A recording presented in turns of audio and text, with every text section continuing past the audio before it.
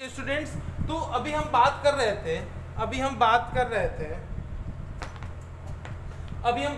थे जो कि लास्ट एक associated glands that is called इल्म। अगर हमसे पूछे तो मेरे नजर में ये इल्म्स जो होता है ये भी एक प्रकार का इंपॉर्टेंट एसोसिएटेड ग्लैंड्स है। क्या है? एक important associated type of glands यानी कि एक एसोसिएटेड ग्लैंड्स है जिसको हम डाइजेस्टिव ग्लैंड्स के नाम से जानते हैं। ठीक है, जो पाया जाता है वॉल ऑफ स्मॉल इंटेस्टाइन। कहाँ पाया जाता है? Wall of small intestine. कहाँ पाया जाता है students? Wall of small intestine. और जिसका मेन काम क्या है? एक इंपॉर्टेंट सबस्टेंस को प्रिपेयर करता है। किसको? तो प्रिपेयर्स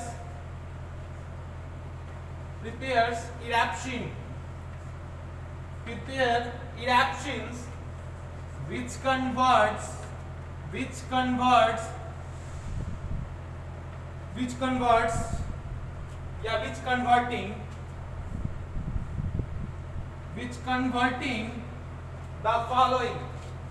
converting the following।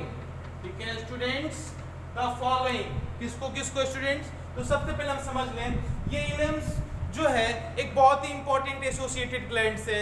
ये डाइजेस्टिव ग्लैंड्स भी अगर इसको बात की जाए तो ये डाइजेशन करने में मदद कर रहा है, ब्रेक करने में। जो भी ब्रेकिंग डाउन करता है उसको हम डाइजेशन से कहते हैं। तो इसको हम डाइजेस्टिव ग्लैंड्स के भी नाम से अगर बोल सकते हैं क्योंकि ये डाइजेशन करने में मदद कर रहा, कंप्लीट डाइजेशन करने में मदद कर रहा। जो भी बचे कुचे स्टार्च हैं, जो भी बचे कुचे प्रोटीन्स के मॉलिक्यूल्स हैं, जो भी बचे कुचे फैट्स के मॉलिक्यूल्स हैं, उन सबको एकदम स्मॉलेस्ट रूप में कन्वर्ट कर देने में ये क्या करता है? मदद करता है। यानी कि सबसे लास्टली जिसका ब्रेकिंग करने का काम है वो इल्म। ये यहाँ पे कंप्लीटली सारे के सारे न्यूट्रिएंट्स को क्या करता है? जो बचे हैं उन सबको उनके स्मॉलेस्ट सब्सटेंस में, पार्टिकल्स में कन्वर्ट करने में मदद करता है। ठीक है स्टूडेंट्स, तो इल्म्स एसोसिएटेड टाइप्स ऑफ ग्लैंड्स, ठीक है, जो पाया जाता है वॉल ऑफ स्मॉल इंटेस्टाइन। कहाँ? Wall of small intestine.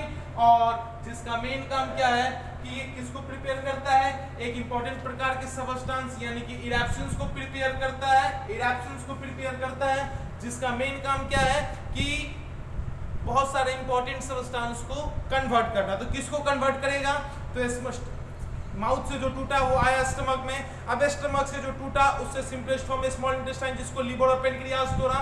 अब जो उससे टूटा हुआ पार्ट जो बच गया उनको ये कंप्लीटली उनके स्मॉलेस्ट सबस्टेंस में कन्वर्ट करने में, यानी कि ये इस इरैप्शंस का काम है कि किसको? जो पेप्टाइड्स टूटा,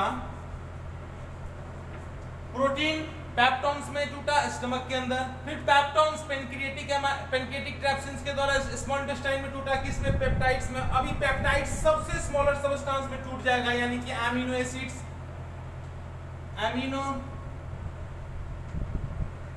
एसिड्स में। ठीक है, फिर जो माल्टोज है, या माल्टेज, इसको ये किसमें तोड़ेगा? माल्टोज या माल्टेज को किसमें तोड़ेगा? ग्लूकोज में। फिर पेप्टिन्स प्रोटीन का हो ही गया, कार्बोहाइड्रेट्स का ही हो ही गया। फिर क्या बचा? फैट्स, जिसको किसमें तोड़ेगा? ये फैट्स को तोड़ेगा स्टूडेंट्स। ये फैटी एसिड्स में, फैट्स या लाइपेज इसको बोलिए, लाइपेज, ये इसको किसमें तोड़ेगा? Fatty acids, glycerine and glycerine में। ठीक है स्टूडेंट्स, तो पेप्टिड्स टूटा किसमें? एमिनो एसिड्स में। फिर लैक्टोज या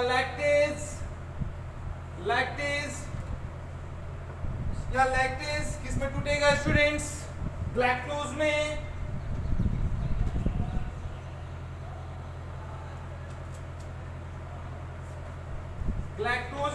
ठीक है स्टूडेंट्स, तो जो बचे खुचे जो सबस्टेंस बच जाते हैं, इल्म्स एक ऐसा सबस्टेंस तैयार करता है, इरैप्शंस, जिसका मेन काम यही है कि जो भी बचे कुचे कंपोनेंट्स होते हैं स्मॉल इंटेस्टाइन में आते आते ये जो पाया जाता है स्मॉल इंटेस्टाइन के वॉल में, ये इरेप्शंस को तैयार करता है और जो भी बचे कुछ न्यूट्रिएंट्स के जो कंपोनेंट्स हैं उनको एकदम कंप्लीट उनके स्मॉलर सबस्टेंस में यानी कि पेप्टाइड्स को एमिनो एसिड्स में तोड़ दिया, जो कि सबसे सिंपलेस्ट फॉर्म हो गया प्रोटीन का। माल्टोज को किस में तोड़ा? ग्लूकोज में, जो कि कार्बोहाइड्रेट का सबसे सिंपलेस्ट फॉर्म हो गया। फैट्स को किस में तोड़ दिया? फैटी एसिड ग्लाइसरीन में, जो कि फैट्स के लिए सबसे सिंपलेस्ट फॉर्म हो गया। लैक्टोज को किस में तोड़ा? ग्लैक्टोज में, जो मिल्क के लिए सबसे सिंपलेस्ट फॉर्म हो गया। तो इस प्रकार अब यहां से कोई सबस्टेंस बचता नहीं है। अब जो अनडाइजेस्टेड फूड है वो हमारे बॉडी के थ्रू, रेक्टम एनस के थ्रू बॉडी से एग्जिस्ट हो जाते हैं। तो हमने देखा क्या कि एसोसिएटेड ग्लैंड जो 5 हमने बताया कैसे हमारे डाइजेस्टिव सिस्टम में क्या होते हैं, मदद करते हैं। ठीक है, हमने पार्टिकुलरली सबके बारे में देखा भी, 1 by 1 सबके फंक्शंस के बारे में भी देखा, सबके एंजाइम्स के बारे में भी देखा और सबके वर्क एक्टिविटी के बारे में भी हमने देखा। तो ये सारे थे एसोसिएटेड ग्लैंड्स, किसके? हमारे डाइजेस्टिव सिस्टम के। अब जो बात रही, जो नेक्स्ट टॉपिक हम पढ़ेंगे वो होगा एलिमेंट्री कैनाल। जो अगले वीडियो में टॉपिक मेरा जाएगा वो टॉपिक है alimentary canal of the humans digestive system. ठीक है स्टूडेंट, जिसमें हम माउथ के बारे में, सबसे रिलेटेड जो ऑर्गन्स हैं जो डाइजेस्टिव सिस्टम में मदद करते हैं, इन सारे चीज के बारे में 1 by 1 पढ़ेंगे। ठीक है स्टूडेंट्स, तो आज के लिए यहीं तक। Thanks a lot, very thank you.